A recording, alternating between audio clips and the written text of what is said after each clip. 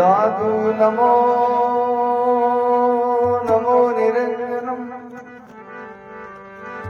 नमस्कार गुरुदेवत वंदनम सर्वे साधवा प्रणामं पार्वती परिब्रह्म परा परम सोमम देव निरंजनम निराकारम निर्मलम तस्य दादु वंदनम शरणो सद्गुरु ध्यानरो पकड़ रहो रे प्राण जन रजब लागे नहीं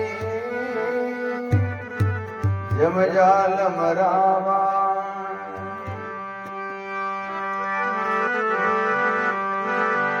शरण तुम्हारा प्राण हमारा तारण हारा भूतम जो गहे विचारा लगन बारा बिन श्रम पारा सो शब मिटे अंधारा हुई उजारा निर्मल सारा सुख राशि दादु गुरु आया शब्द सुनाया ब्रह्म बताया अविनाशी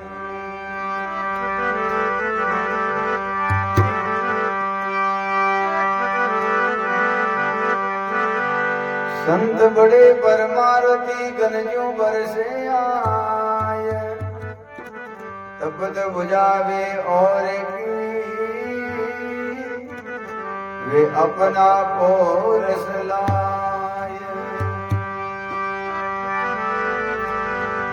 और उपकारी संत सब आए कलिमाए पीवे पिलावे राम रस सोजन मिलवो आए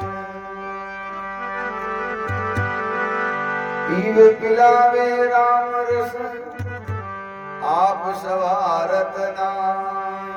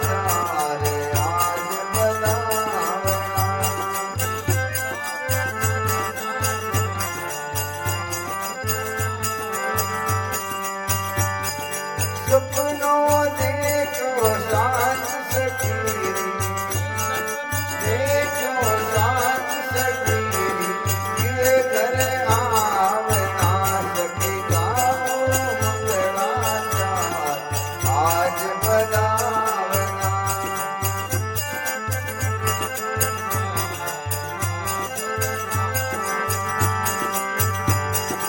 कमल निरंतर नरे हरि, निरंतर नरे हरि, परगट भई भगवंत आज बजावना सखी, परगट भई भगवंत आज बजावना। जावेणी गुण दीन वेरो, जावेणी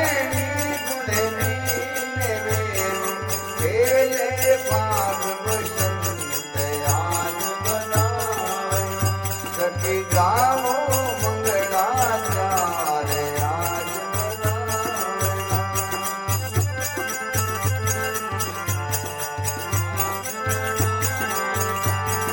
वर आयो बेड़ी दीनो, वर आयो बेड़ी दीनो, हर्ष परस सब अंग आज बजावना सखी, हर्ष परस सब अंग आज बजावना।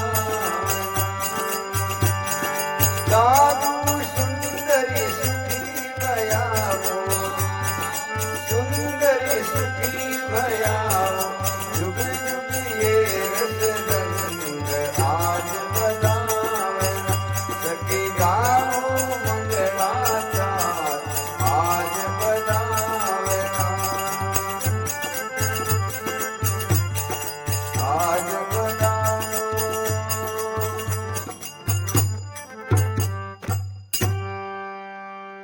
बोलो सतगुरु जी महाराज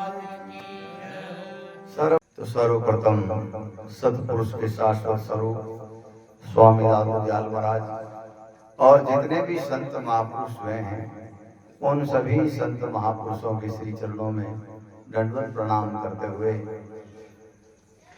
अभी अपने बीच में थे परम पूज्य प्रातः स्मरणीय श्रीमद हरि सिंह दासवताय धाम आदिपति श्री बाबू जी महाराज के श्री चरणों में दंडवत प्रणाम। विराजमान हमारे संत श्री दयाराम जी महाराज, शंकरदास जी महाराज, आप सभी के श्री चरणों में दंडवत प्रणाम करते हुए आप सभी सत्संगी प्रेमी गुरुमुखी लोग, संत महापुरुष कहते हैं कि मनुष्य के जब भाव उदय होते हैं तब सत्संग मिलती है। सत्संग क्यों करनी चाहिए, ऐसा संत हमें क्या देखे जाते हैं? तो सुंदरदास जी महाराज कहते हैं, उपजियो प्रपंच अनादि को ये महामाया विस्तरी, नानात होकर जगत भाष्यो बुद्धि सभी की हरी, जिन भ्रम मिटाए दिखाई दियो सर्वव्यापक राम है, दादू दयालो प्रसिद्ध सद्गुरु ताहि मोर प्रणाम। हम सभी लोग इस ब्रह्मांड में सबसे सुंदर कोई तन है, सबसे पावरफुल कोई शक्तिशाली तन है, वो मनुष्य है। मनुष्य के बाद में सारे सब कुछ है। इतना महंगा, इतना पावरफुल, इतना शक्तिशाली तन पाने के बाद में भी हम लोग अपने आप से नहीं जान सकते कि हम कौन हैं, कहां से आए, कहां जाएंगे। हम सब की पहचान इस शारीरिक शरीर की है, भौतिक शरीर की है कि फलाने गांव के हैं, फलानी जात के हैं, फलाने के बेटे हैं, फलाने के पिता है, यही पहचान है। जबकि हम असंख्य युगों से भटकते भटकते भटकते भटकते भटकते इस संसार में अब की बार मनुष्य तन मिला है। हमारी आत्मा को न कोई काट सकता है, न कोई मार सकता है, न कोई गीला कर सकता है, न इसको कोई छोटा बड़ा कर सकता है। भगवान कृष्ण भी जो है श्रीमद् भागवत गीता में यही कहते हैं कि आत्मा ही अजर है, आत्मा ही अमर है और आत्मा ही परमात्मा है। हम सभी लोग भी अपने देसी भाषा में कहते हैं कि आत्मा सो परमात्मा, लेकिन जानता कोई नहीं और मानता भी कोई नहीं। उसी आत्मा को परमात्मा कहने के बाद में थोड़ी देर बाद में हम कुक्रम शुरू कर देते हैं, लड़ाई झगड़ा शुरू कर देते हैं, नीच कर्म शुरू कर देते हैं। संत महापुरुष कहते हैं इन्हीं सभी विकृतों के कारण, इन्हीं सब कमियों के कारण हम बार बार जन्मते हैं, बार बार मरते हैं, बार बार जन्मते हैं, बार बार मरते हैं। हमारे जितने भी आगे देवी देवता हुए, हम जिनका भी नाम जानते हैं या नहीं जानते हैं, वे सभी देवी देवता भी रोज परमात्मा से यही विनती करते हैं, हे राम जी, हे परमात्मा, आप कभी प्रसन्न हो जाओ, मेहरबान हो जाओ, राजी हो जाओ तो हमें मनुष्य शरीर देना, और कुछ नहीं चाहिए। और ऐसा तन हमने मिलने के बाद में हम इस तन की महत्वता को नहीं जानते, इसके विस्तृत स्वरूप को नहीं जानते। और ये संत महात्मा जितने भी इस धरती पर पधारे हैं, ये सभी हमारे शुभ चिंतक हैं, हमारे सगे से नहीं हैं, हमारे सबसे हितैषी आदमी हैं। दादू दयाल महाराज की वाणी पढ़े, कबीर वाणी पढ़े, दरियाव वाणी पढ़े, या किसी भी संत की वाणी को पढ़ते हैं तो हमें लगता है कि इन संतों ने बहुत बड़ी कृपा की, इतना बड़ा एहसान किया है जो हम किसी भी जन्म में जो है ऋण मुक्त नहीं हो सकते। ऐसा ज्ञान, ऐसा मार्ग हमें वो देके गए हैं। फिर भी संत महापुरुष कहते हैं उस मार्ग को पढ़ करके भी हमारे अंदर कोई विचार नहीं आता, कोई विवेक नहीं आता। हम गाना सीख जाते हैं, भजन सीख जाते हैं, कथा कीर्तन सीख जाते हैं, फिर भी आंतरिक दृष्टि में हम उसको अमल नहीं कर पाते। ये संत महात्मा जो जिंदा है, वे आकर के हमें बताते हैं कि इस प्रकार से तुम इसमें लगोगे तो तुम अपने शाश्वत रूप को जान पाओगे।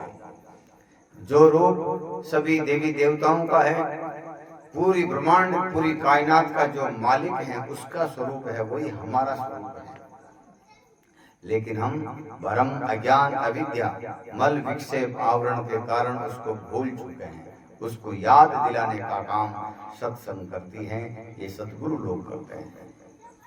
जब कहते हैं पिंड मुक्ति सब कोई करे, प्राण मुक्त नहीं होय, प्राण मुक्त सतगुरु करे दादू बिरला। पिंड मुक्ति का क्या है? कोई टोने टोट के सिखा देगा, कोई तंत्र मंत्र सिखा देगा, कोई गाना बजाना सिखा देगा, कोई कथा कीर्तन सिखा देगा। ये संत के काम है।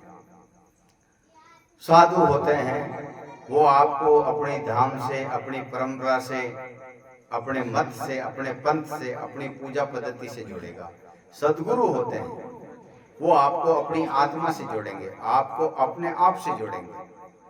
और ये जितने भी महापुरुष आए हैं, कबीर साहब, दादू साहब, दरियाव साहब, ये सभी हमें केवल और केवल आत्मा की ओर जाने के लिए कह रहे हैं कि तुम्हारे अंदर ही पूरी ब्रह्मांड का मालिक है, और उसको इस मार्ग से, इस विधि से, इस तरीके से तुम जान पाओगे।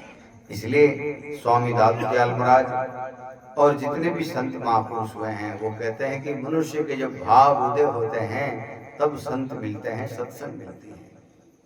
क्योंकि अपने आप को जानने का रास्ता इसी में मिलेगा और कहीं पे भी नहीं मिलेगा। कोई आपको किसी चीज में उलझा देगा, कोई किसी चीज में उलझा देगा, कोई किसी में उलझा देगा। केवल एक सद्गुरु संत महात्मा है जो हमें अपनी आत्मा से लगाते हैं।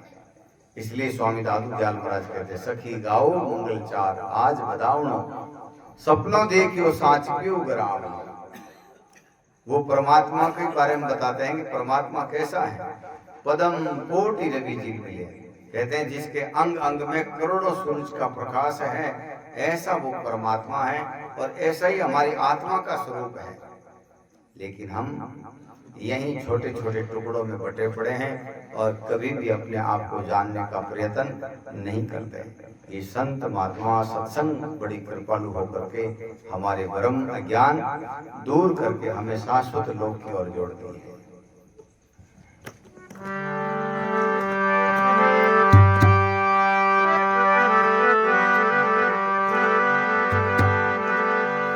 मोज करी गुरुदेव दया कर,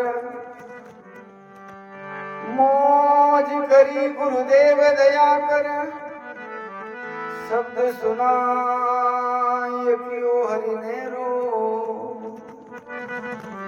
ज्यों रवि के प्रगटे निस जात सो, दूर क्यों ब्रह्मवान अंधेरो। कायक वाचक मानस हूँ कर, है गुरुदेव वंदन मेरो। सुंदर दास कहे कर जोरी जो,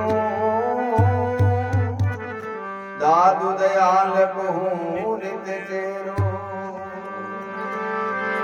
भवजल में बही जात होते दिन, काट लियो अपनों कर आलू। और संदेह मिटाए दिए सब कानन तेरे सुनाए नाम। पूर्ण ब्रह्म प्रकाश कियो, उन छूट गयो सब बांध विवाद। ऐसी कृपा जो करी हम ऊपर, सुंदर क्यों रहे गुरुदादू।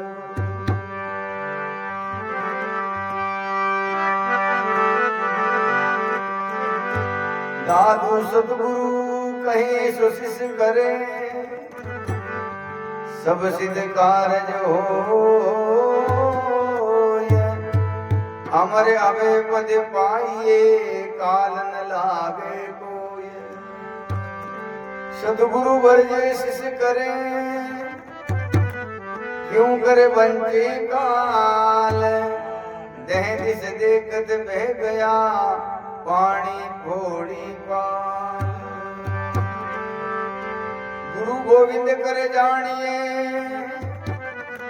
रहिए शब्द समाय। मिले तो दंडवत बंदगी, नहीं कर पल पल ध्यान लगाय।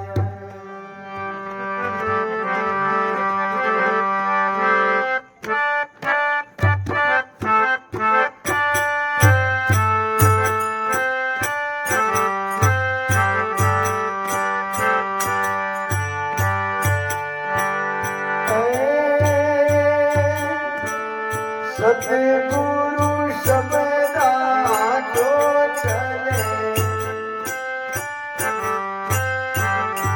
हे जन छूटे। सतगुरु शब्दा जो चले, हे जन छूटे। जग मर्यादा में रहते, वाने मोह में लूटे। जग मर्यादा में रहते हैं, वाने मोह में लूटे। सतगुरु शब्दा जो चले,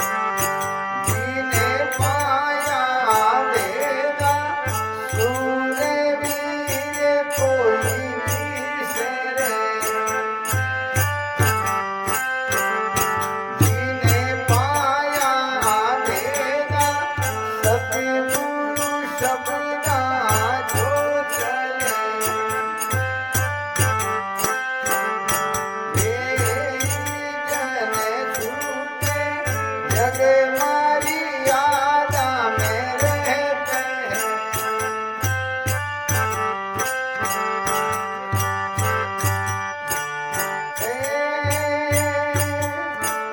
जिनेरे मार्ग में बाबा दादा गया,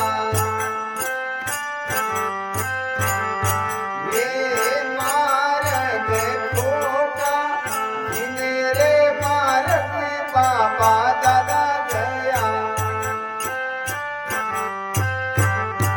ये मार्ग खोटा। ऐसा बीनज मत कीजिए, जिनमें आवे टोटा। ऐसा बीनज मत कीजिए, जिनमें आवे टोटा। सतगुरु शब्दा जो चले,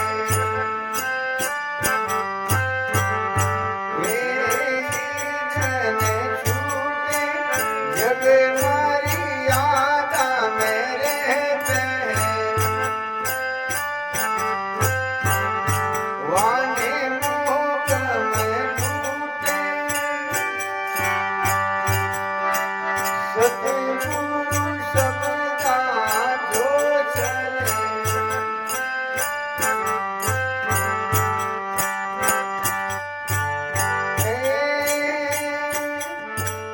वंदे पुरातन कहते हैं, सब चलता आया। वंदे पुरातन कहते हैं, सब चलता आया। जन सुंदर उलटा चले, जिने सतगुरु पाया। जन सुंदर उलटा चले,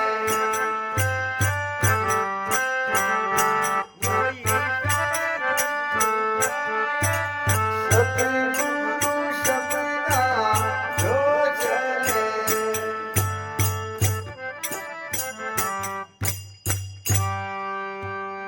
बोलो सतगुरु जी महाराज की जय। सर्व संत महापुरुषों की।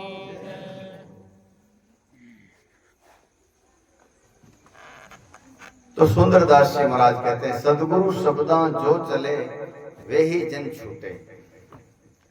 सतगुरु हमें कौन सा मार्ग बताते हैं?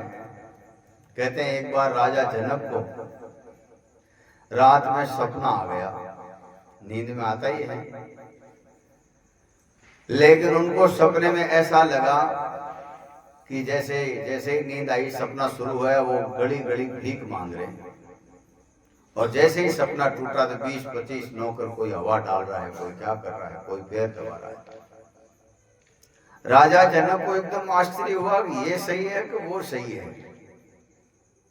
अभी मैं बहुत दुख में था, गली गली कोई भिक्षा भी नहीं दे रहे थे, और आंख खुली तो बिल्कुल चारों तरफ नौकर चाकर सब हाथ जोड़े खड़े हैं। तो अपने आसपास के लोगों को इकट्ठा किया। कोई समझदार लोग थे, कोई ऋषि मुनि थे, कोई साधु संत थे। उन सब ने कहा, नहीं महाराज, आप तो राजा ही हो, राजा ही रहोगे, मरने के बाद में भी राजा ही रहोगे। लेकिन कोई सच्चा आदमी अपने मुंह पे बोल देता है तो समझो वो अपना सच्चा हितैषी आदमी है, अपनी चापलूसी नहीं करता हो, और सच्ची सच्ची बात अगर अपने मुंह पर बोल देता है उसको आप हमेशा बड़े प्रेम से रखो, क्योंकि वो संसार का सबसे महंगा आदमी है और हमारा सच्चा हितैषी है। उसी समय उस राज दरबार में एक ऐसे संत आ गए जो काले कलूटे टेढ़े मेढ़े, नई कपड़ों का ध्यान, ऐसे चलते हैं तो ऐसा लगता है कोई 20-25 आदमी साथ में चल रहे हैं, जिनका नाम था अष्टावक्र जी। जैसे अष्टावक्र जी को देखा तो वे सारे जो बड़े बड़े महंत, पीठाधीश्वर, आचार्य, महामंडलेश्वर, ज्ञानी, ध्यानी, तपस्वी, बड़ी बड़ी धामों के मालिक, बड़ी बड़ी सिल्क के सूट पहने हुए, बड़े राजसी ठाट बाट के साथ में, जैसे अष्टावक्र जी को सामने देखा तो बोले देखो राजा का भाग देखो, ये इतना अज्ञानी आदमी भी ज्ञान देने के लिए आया है। तो जितने भी साधु संत थे वे सब उस अष्टावक्र जी को देख कर हंसने लगे। अष्टावक्र जी ने काफी देर उनकी हंसी सुनी, उनके चेहरे के हाव भाव देखे, फिर वे भी जोर जोर से हंसने लगे। वे बड़े बड़े पीठाधीश्वर थे, महंत थे, आचार्य थे। उन्होंने कहा महाराज हम तो आपको देख के हंस रहे हैं, आप किसको देख के हंस रहे हो? अष्टावक्र जी ने कहा मैं तुम लोगों को देख के हंस रहा हूं। बोले क्यों? बोले तुमने मेरे इस शरीर की बाहर की जो रचना है, बाहर की जो रूपरेखा है, बाहर का जो भी चित्रण है, उसके हिसाब से मेरा आंकलन किया है, मेरा अनुमान लगाया है। मेरे अंदर क्या ज्ञान है, क्या विवेक है, क्या बोध है, ये नहीं देखा आपने। आप बाहर से परीक्षा करने वाले हो, इसलिए आप चमार हो, चमड़ी की परीक्षा करना जानते हो। चमार से ज्यादा आप कुछ भी नहीं हो। राजा जनक ने जैसे ही उनके शब्द सुने, राजा जनक ने कहा महाराज हमारा एक प्रश्न है, आप उत्तर दे दो। बोले तुम मांग रहे हो कि जबरदस्ती ले रहे हो? राजा जनक ने हाथ जोड़कर नहीं महाराज मैं तो विनती कर रहा हूं। विनती करने वाला आदमी हमेशा हाथ जोड़ के नीचे खड़े होना होता है, और देने वाला होता है वो दातार होता है। तो पहले तो तुम मुझे दे दे। बोले आपको क्या चाहिए? अगर तुम मुझसे पूछना ही चाहता है तो पहले तुम मुझे दे, फिर मैं तुम्हें दूंगा। बोले क्या देना चाहिए आपको? तो जैसे संत महापुरुष कह लें पहले दाता शिष्य भय। पहले कौन दातार होता है? शिष्य होता है, वो अपना तन मन उनको अर्पण करता है। पहले दाता शिष्य भय, तन मन अर्प्या शीश, पीछे दाता गुरु भय, ज्ञान दिया बख्शीश। राजा जनक अगर तू वाक्य में मेरे से कुछ लेना चाहता है तो स्थान चेंज करो। तुरंत राजा जो है नीचे आ गए और अष्टावक्र जी को उस राजा के सिंहासन पर बिठा दिया। अष्टावक्र जी ने कहा अब मांगो क्या चाहिए, क्या पूछना चाहते हो, क्या बोलना चाहते हो? बोले महाराज रात को मैं सपने में अपने आप को भिखारी देखता हूँ, तो ये सही है कि वो सही है? अष्टावक्र जी ने कहा दोनों ही झूठ है, और एकदम सफेद झूठ है। और इसके आगे कुछ जानना चाहता है तो जैसे मैं कहता हूं वैसे करो। राजा जनक ने कहा बताओ मैं क्या करना चाहूं, आपकी क्या आदेश है, क्या मनसा है, क्या मुझे जो है जल्दी से जल्दी आप आदेश दें, मैं वैसा ही काम करूं। बोले तुम अगर मानते हो कि मैं तुम्हारा गुरु हूं, तुम शिष्य हो। अष्टावक्र जी ने कहा मानता क्या? बिल्कुल है आप तो तुमने मुझे दे दिया अपना तन मन धन? बोले हाँ दे दिया। तो तुम्हारा जो भी धन है इस चौपाल में लेकर आओ। तुरंत अपना खजाना इधर गवाड़ में खाली कर दिया। अब अष्टावक्र जी डब्बे भर भर के दे रहे हैं। तो राजा जनक ने विचार कर ये तो पहले ही बेचारे बहुत सारे पैसे वाले हैं, इनको और ये धन देने की क्या जरूरत है। जाने लग गए, बोले ये मेरे से देखा नहीं जाएगा। तब अष्टावक्र जी ने कहा कि तन मेरा है, जो मैं दिखा रहा हूं उसको देख, उसको आंखें भी बंद नहीं कर सकता। जो भी मैं दिखा रहा हूं उसको देख। अष्टावक्र जी देखने लग गए। बोले महाराज वो ठीक है, लेकिन ये तो पहले ही पैसे वाले बहुत ज्यादा है, इनको क्यों दे रहे हो? बोले धन मेरा है तो मैं मेरी मर्जी हो जैसे दूं, जिसको दूं। तो संत महापुरुष कहते हैं हम तन मन धन, तन मन वचन अगर गुरु को देते हैं, हमारे साथ में तन में कभी ऐसी कोई बीमारी आ जाती है, कहीं ऐसा रोग आ जाता, हम अधीर हो जाते हैं, अपना आपक हो जाते हैं, और वो साधना वगैरह सब भूल जाते हैं। कभी 100 रुपया पॉकेट से गिर जाए तो एकदम चिंता हो जाती है, अरे अब क्या होगा। मतलब हमारे को छोटे छोटे ये जो दुख हैं, छोटे छोटे ये कारण हैं, वो हमें अधीर कर जाते हैं। उस दिन भजन में मन नहीं लगता, उस दिन साधना में मन नहीं लगता। कोई भला आदमी अपने घर पे आ जाए तो भी टेंशन में एकदम पागल हुआ हुआ, क्या आज मूड सही नहीं है। अरे भले आदमी, तूने अगर तन मन वचन गुरु को दे दिया, फिर तेरा क्या है? जो भी हो रहा है वो परमात्मा का हो रहा है, ऐसा जो मान कर रहता है उसी को गुरुमुखी कहते हैं। और ऐसी स्थिति आए बिना, चाहे साधु हो, चाहे भगत हो, चाहे पीठाधीश्वर हो, चाहे नॉर्मल साधु हो, उस स्थिति को कभी भी नहीं पा सकता। इसलिए संत महापुरुष तो निष्पक्ष ज्ञान बताते हैं, वो किसी का पक्षपात नहीं करते। तो कहते हैं जब हमारा तन मन परमात्मा का है तो फिर चिंता किस बात की। हमारे बाबा जी गंगादास जी महाराज का आप लोगों ने नाम सुना ही होगा। बड़े परम सिद्ध योगेश्वर संत थे, कई लोगों को जिंदा, ऐसा मुर्दों को जिंदा कर दिया। लेकिन उनके खुद के शरीर में एक बीमारी थी, लकवे की, और वो कभी भी शिकायत नहीं करते थे परमात्मा की, महाराज मैं आपका इतना बड़ा भगत हूँ, मुझे ये लकवे की बीमारी क्यों? बोले भाई ये बड़े बड़े ऋषि मुनि हुए, बड़े बड़े अवतार हुए, बड़े बड़े संत महात्मा हुए, वो अपने कर्मों से छूट नहीं पाते, कर्म भोगना पड़ता है। इसलिए संत महापुरुष कहते हैं जब हमारे को ज्ञान हो जाता है, हमारा तन मन वचन गुरु को अर्पण कर देते हैं, फिर चाहे कुछ भी हो जाए, कैसा भी हो जाए, फिर वो अपने उस रास्ते को नहीं छोड़ता, इस सिद्धांत को नहीं छोड़ता। एक बार एक संत नदी में स्नान कर रहे थे और जैसे ही सूर्य को जल अर्पण कर रहे थे तो हाथ में एक बिच्छू आ गया। जैसे ही वो अंजुली का पानी खत्म हुआ, उस बिच्छू ने डंक मारा, उस संत का हाथ जो है एकदम छूट गया और वो बिच्छू जो है वापस नदी में गिर गया। ऐसे करते करते 4-5 बार संत फिर उस बिच्छू को बचाने की कोशिश की। तो साथ में एक शिष्य था, एक भगत था, उसने कहा महाराज ये तो प्राणी बड़ा नीच प्राणी है, तुम इसको क्यों बचाना चाहते हो? बार बार आपको डंक मारता है, आपको पीड़ा हो रही है, कष्ट हो रही है। संतों ने कहा ये जानवर होके अपनी आदत नहीं छोड़ता तो मैं अपनी आदत कैसे छोड़ दूं? ये मामूली सा एक कीट है, मामूली सा जानवर है जो अपनी आदत नहीं छोड़ता, मैं अपनी आदत कैसे छोड़ दूं?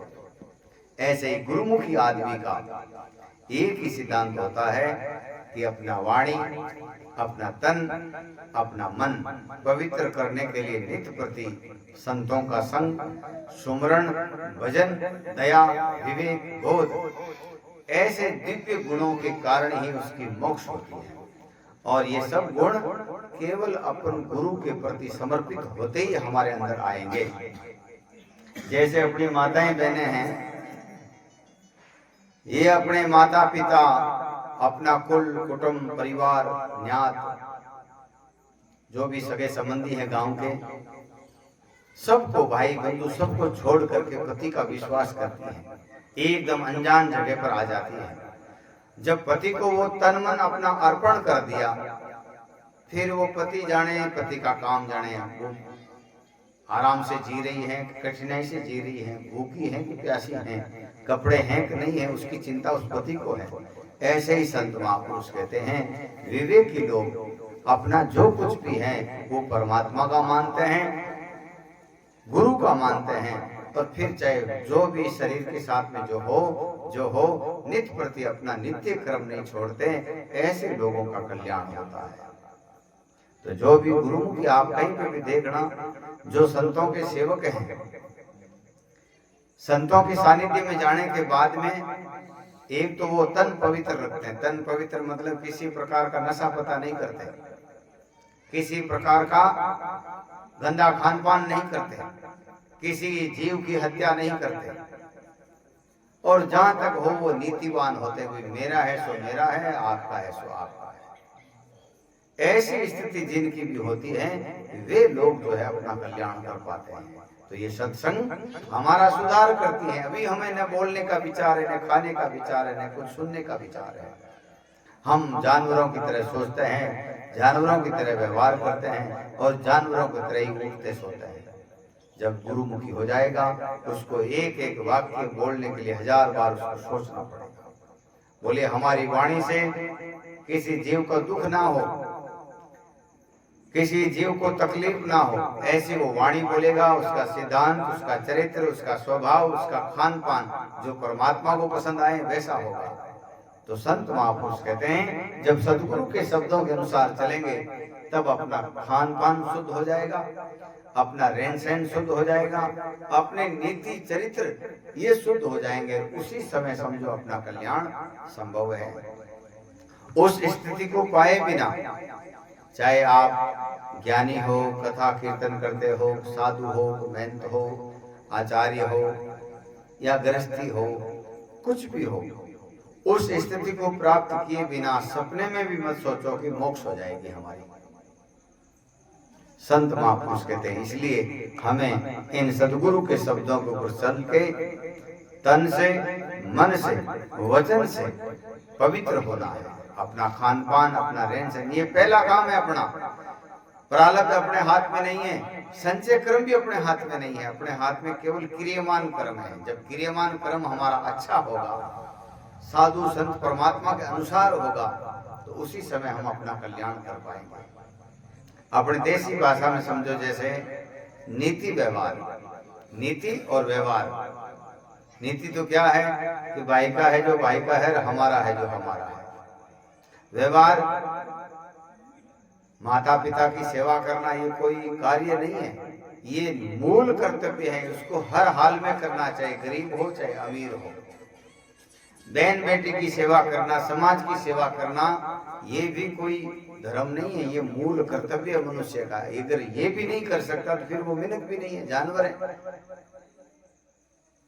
तो संत महापुरुष कहते हैं सदगुरु के शब्दों के अनुसार चलने के बाद भी हमें अपने मानव जीवन का गर्व होता है कि परमात्मा ने बड़ी कृपा की और हमें मनुष्य शरीर दिया, संतों का सानिध्य दिया, सत्संग दी, सदगुरु की शरण दी। तो संत महापुरुष कहते हैं नाना विधि के बांधना बांधे सब वेदा, सूरवीर कोई निसरे जिन पाया है वेदा। ज्ञान अलग है और रहस्य अलग है, साधन अलग है और साध्य अलग है। ये दृष्टि है और वो दृष्टा है। जैसे अपन रात को सोते हैं तो नींद में सपने आते हैं। सपने कैसे आते हैं? हम दिन भर जैसे माहौल में रहते हैं वैसे आते हैं। कोई साधु संतों के आएंगे, किसी को सांप का आएंगे, किसी को भूत का आएगा, किसी को और कुछ आएगा। कोई सेठ है तो सब दिन दुकान में ग्राहकी की आएगा। तो संत महापुरुष कहते सपना आना कोई बहुत बड़ी बात नहीं है, व्यवहारिक है, बिल्कुल ये आना है। लेकिन हम तो सो गए, फिर सपना देखा किसने, ये मूल बात है। तो ये दृष्टि भी हमारी है, हमारे पास में है, और वो दृष्टा भी हमारे पास में है। जब हम इस नियम को, इस विधान को धारण करके भजन में लगेंगे, तभी हमारे अंदर जो बोलने वाला पुरुष है हमें महसूस होगा। इसलिए संत महापुरुष कहते हैं करोड़ काम छोड़ करके हमें सत्संग में जाना चाहिए और अरब खरब काम छोड़ करके इन सदगुरु के शब्दों को धाना चाहिए। दाना का मतलब है उनको धारण करना चाहिए, उनको मानना चाहिए। जैसे दो आदमी हैं, एक फोन में लगा हुआ है, दूसरा बकबक कर रहा है। जब उसको मालूम चलता है कि आदमी ध्यान लगा के हमारी बात नहीं सुन रहा, तो वो क्या, तो 1 मिनट फोन रख, तो फोन भले ही रहे, मारो कान थार दे कि हाँ ऐसे मेरा मन नहीं मानेगा। तो ध्यान तेरा यहाँ है, कान तेरा वहां है, कान से कुछ नहीं होगा, ध्यान भी मेरी तरफ कर। तो सदगुरु की शरण में जाना और धारण करना दोनों बात अलग अलग हैं। कई लोग कहीं है भाई यूं करो, कई दे लो गूंगो घोड़ो डालो, आदमी होना चाहिए, कान फूका देना, माथा ऊपर हाथ गिरा देना। अगर माथा ऊपर हाथ गिराना हूं काम है, जब सेन जी महाराज भी ने मैंने मिले ये कान फूकाने से भी काम चलता हो, तो कई लोग कान भी फूके हैं। तो कान फूकाने से काम नहीं चलेगा, माथा ऊपर हाथ गिराने से काम नहीं चलेगा। ये काम बहुत ही पवित्र काम है, बहुत ही श्रेष्ठ काम है। सब कामों से जरूरी काम यही है कि हम कौन हैं, कहां से आए और कहां जाएंगे। इन सभी प्रश्नों के उत्तर हमें जीते जी नहीं मिले तो मरने के बाद में हरगिज भी नहीं मिलता। इसलिए संत महापुरुष कहते हैं जीते जी इन प्रश्नों के उत्तर खोजना चाहिए, इसी को सत्संग कहते हैं।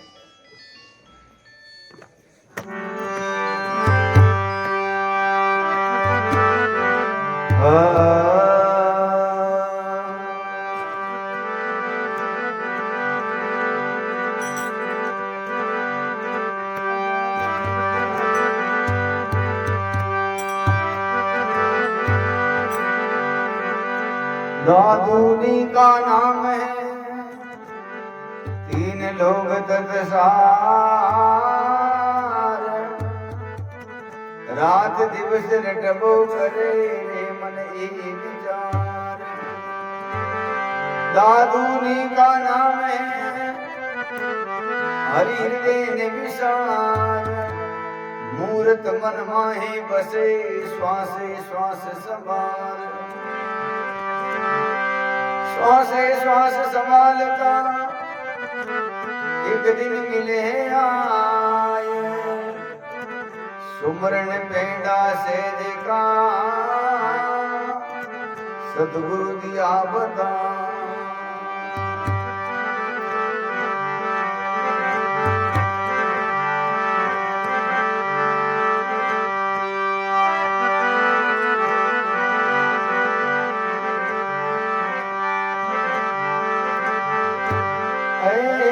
शुक्र सागर बस रे मन तू, शुक्र सागर बस रे।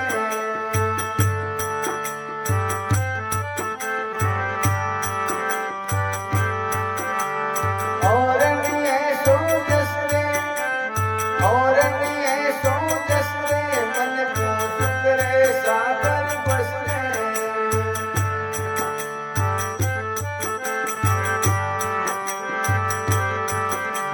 सभी सुनी की लंका होती रावण से रणधीरा, सभी सुनी की लंका होती रावण से रणधीरा।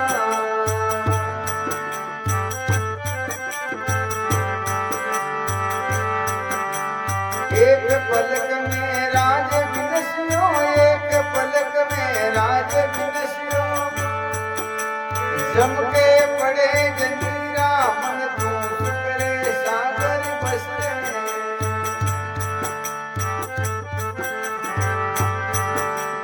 और नहीं सो जस रे, और नहीं सो जस रे, मन तू शुक्र सागर बस रे।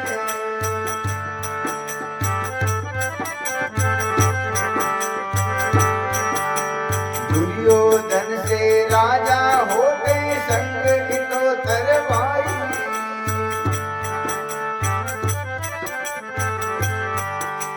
दुर्योधन से राजा होते संग इतोतर भाई।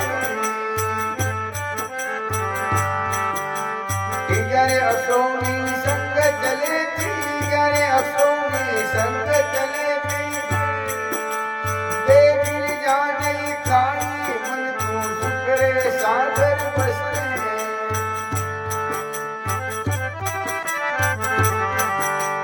और नहीं सो जस रे, और नहीं सो जस रे, मन तू शुक्र सागर बस रे।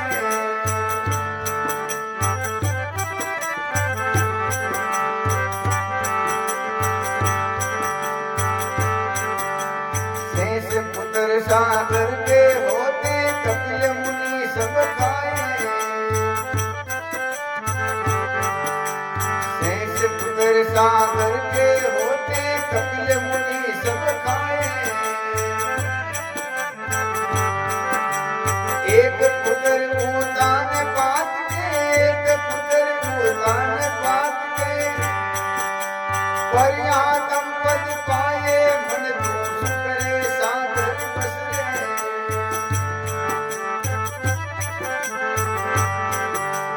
और नहीं सो जस रे, मन तू शुक्र सागर बस रे।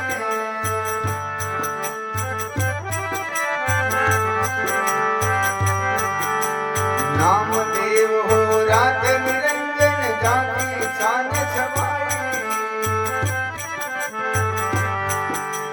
नाम देव हो राधे निरंजन जाकी छान छवाई।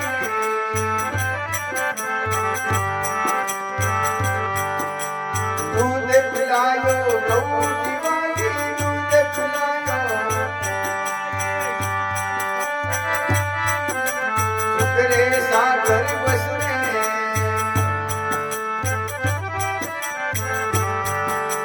और निये सो जसरे, और निये सो जसरे, मन तू सुखरे सागर बसरे।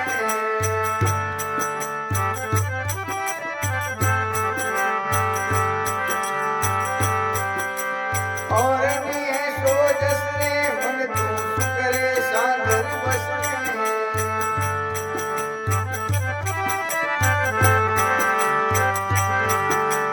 काशीपुरी में कबीर सा होते काहीं लखो रे भाई, काशीपुरी में कबीर सा होते काहीं लखो रे भाई।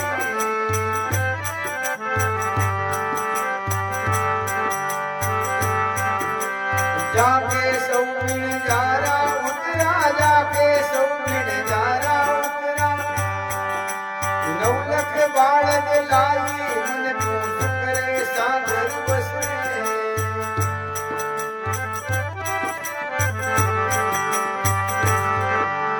और निये सो जसरे, मन तू सुखरे सागर बसरे।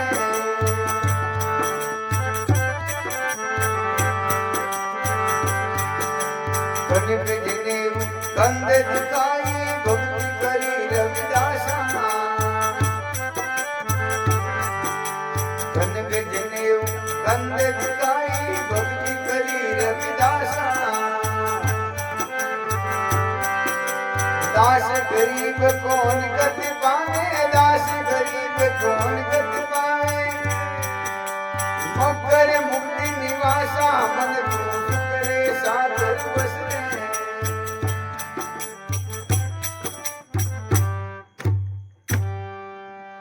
बोलो सदगुरु जी महाराज की, स्वामी दादू दयाल महाराज की।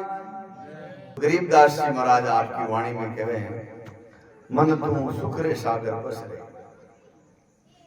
इस संसार में काफी लोग आप विचारवान जो सोचते हैं, ये विचार करके देखो 50 साल तक हम बहुत कुछ कर जाते हैं।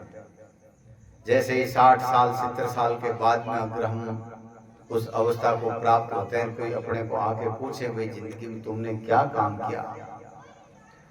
वेदों में, पुराणों में, उपनिषदों में और धर्म शास्त्रों में कहा कि मनुष्य से बड़ा इस संसार में कुछ भी नहीं है। उस हिसाब से तुमने कौन सा काम किया, एक आध काम बताओ। तो हमारे पास में 4-5 लड़के 20-25 12 50 करोड़ 20 करोड़ 100 करोड़ अरब खरब, इन पैसों के अलावा हम कुछ भी नहीं बता पाएंगे कि हमने मनुष्य जन्म के लिए ये किया।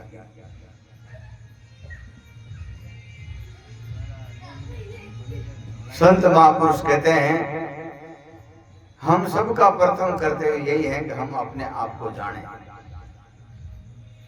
उसके अलावा जो भी हमारा जीवन होता है वो संत महापुरुष कहते हैं जानवरों जैसा जीवन है। पैसे कमाने का काम जानवरों को नहीं पड़ता, इसलिए वो नहीं करते। बाकी टाबू टूबू उनके भी हैं, रिश्ते नाते उनके भी हैं, मकान वो भी हमारे से अच्छे बनाते हैं। कभी आप चिड़ियों के जो घोंसले हैं उन घोंसलों को देखो, संसार की कोई मशीन ऐसी डिजाइन नहीं बना सकती, ऐसी ऐसी डिजाइन से वो बनाते हैं। अपने पास में तो पैर हैं, 2 हाथ भी हैं, उनके पास में केवल एक चोंच है। उस सांस से इतनी सुंदर डिजाइन करती है कि बात छोड़ दो। तो हम सब गरीब साहब कहते हैं, मन तू सुखरे सागर बसरे। परमात्मा के देश में जाने से अलावा उससे श्रेष्ठ, उससे पावन, उससे जरूरी इस संसार का कोई भी काम नहीं है। इसलिए कहते हैं कि एक तरफ सृष्टि के बड़े बड़े लोग थे जिनके सामने देवी देवता आने से घबराते थे, लेकिन उनके पास में भक्ति नहीं थी, अच्छा आचरण नहीं था, अच्छा मार्गदर्शन नहीं था, जिसके कारण इतनी बड़ी शक्ति होते हुए भी वो ऐसे ही चली गई। रावण का दृष्टांत देते हैं कि ब्रह्मा जी, महादेव जी ऐसे ऐसे उनके पास में आशीर्वाद थे, और संसार का एक देवी देवता तो उसके सामने आने से घबराते थे। संसार की सारी सत्ता एकदम पूरी जो भी शक्तियां हैं वो सब एक साथ में मिल करके रावण से मिलने गई, लड़ने गई। तब भी रावण कहता है कि नहीं, ये सब हमारे सामने कीड़े मकोड़े जैसे हैं। कारण उन्होंने पर स्त्री हरण किया, उसी दिन से उसके आधे से ज्यादा तप जो है खत्म हो गया। इसलिए गरीब साहब कहते हैं, सभी सोने की लंका होती रावण से रण धीरा, एक पलक में राज विनस्यो जम के पड़े जंजीरा, मन तो सुखरे सागर बसे।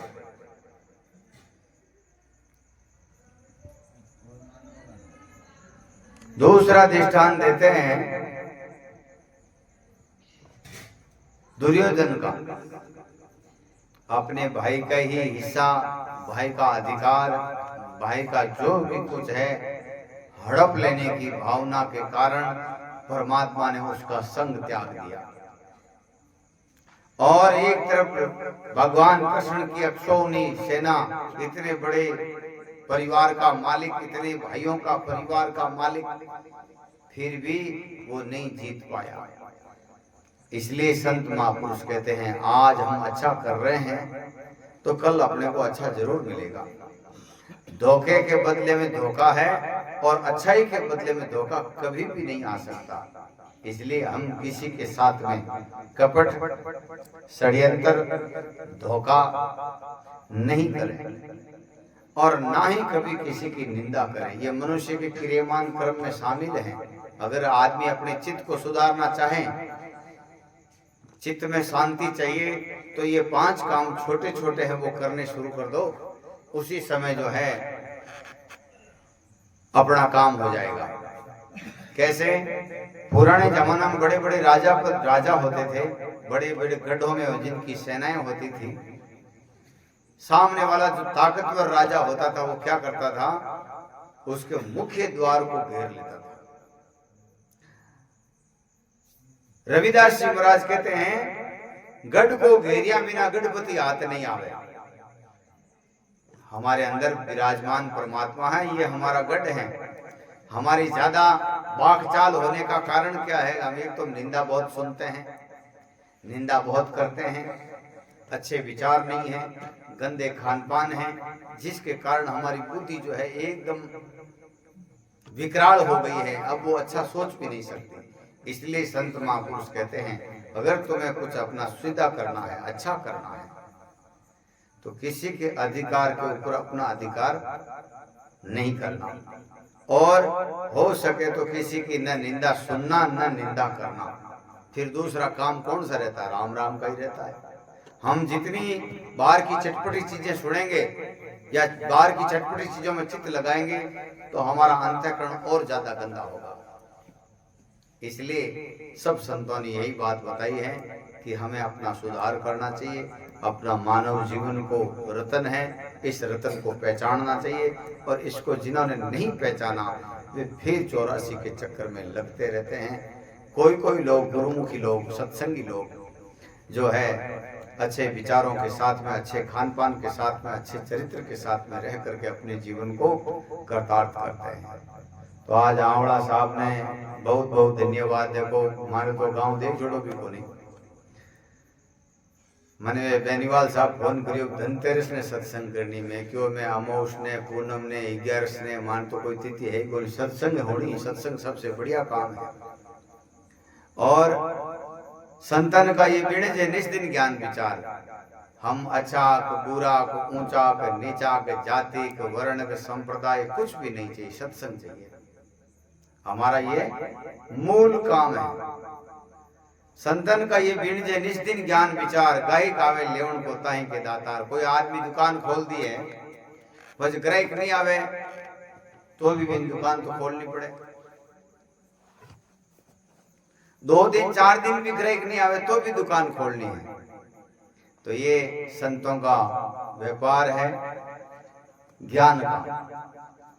तो आप लोगों सबको बहुत बहुत धन्यवाद, और आवड़ा जी को भी बहुत बहुत धन्यवाद, इतने लोगों का दर्शन करवाया।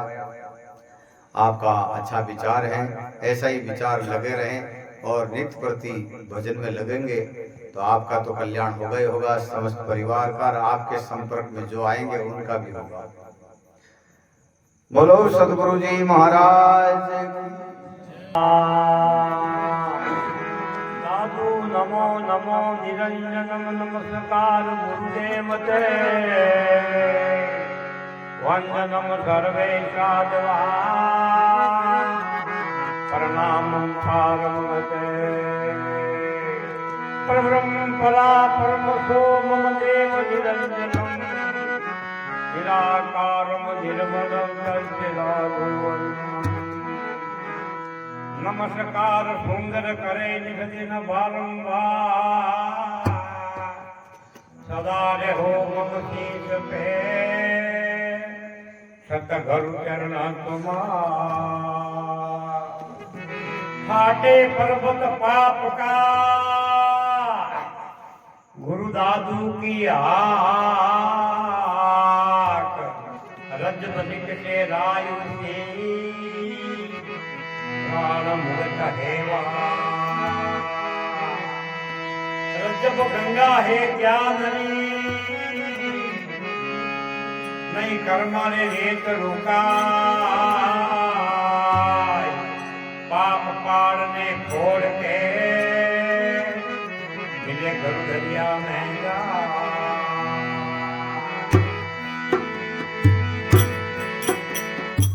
सतगुरु साल कोई सैन न देगा ना कोई जन्मदाता वे। सतगुरु साल कोई सैन न देगा ना कोई जन्मदाता वे। इन लोग हम सब पीर देगा गुरु बिना दो जग जाता वे। इन लोग हम सब पीर देगा गुरु बिना दो जग जाता वे। सतगुरु साल कोई सैन न देगा।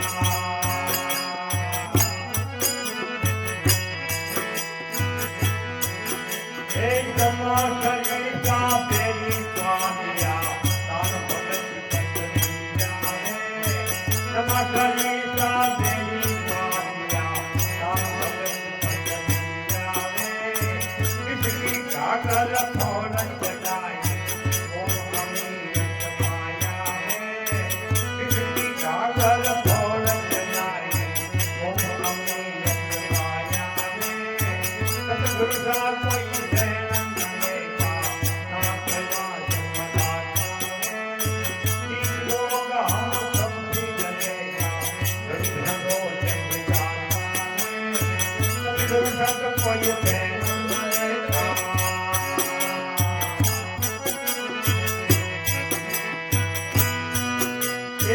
भूखे ने गुरु मुकाम बोलाया नैन अनंत बिंदवाया वे। भूखे को गुरु मुकाम बोलाया नैन अनंत बिंदवाया वे। पगले को गुरु भावत नीना हर मोत कमाया वे। पगले ने गुरु भावत नीना हर मोत कमाया वे। सतगुरु का कोई सैन न देगा ना कोई जन्मदाता वे। इन लोग हम सब पीर देगा गुरु बिना दो जग जाता वे। सतगुरु का कोई सैन न देगा।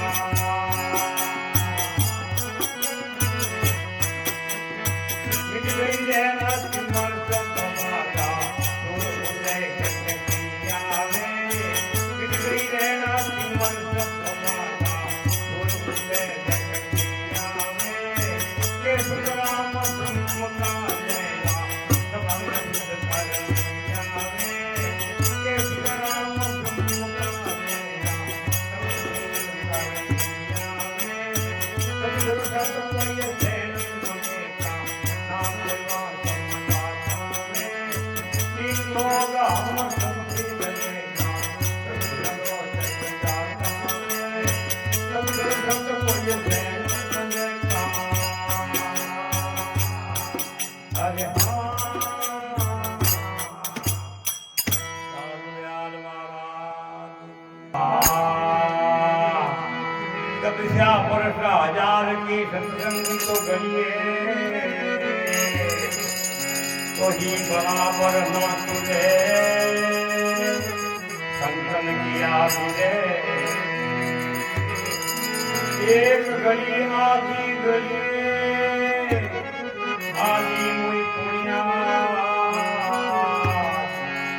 तुलसी संगत साधुनी हरे करोड़ अपराध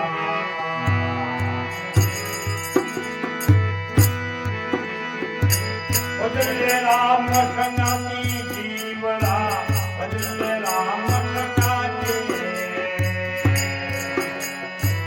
अंत समय तो कोई नहीं तेरा अंत समय में कोई नहीं तेरा निरंतर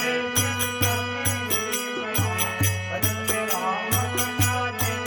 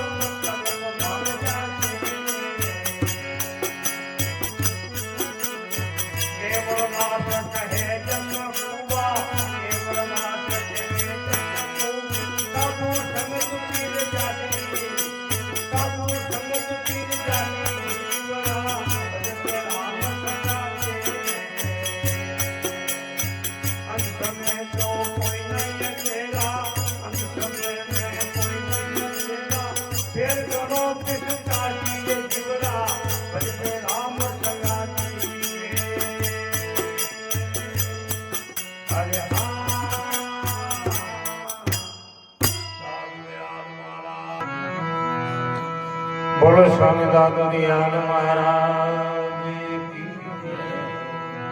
श्री सुखरामदास जी महाराज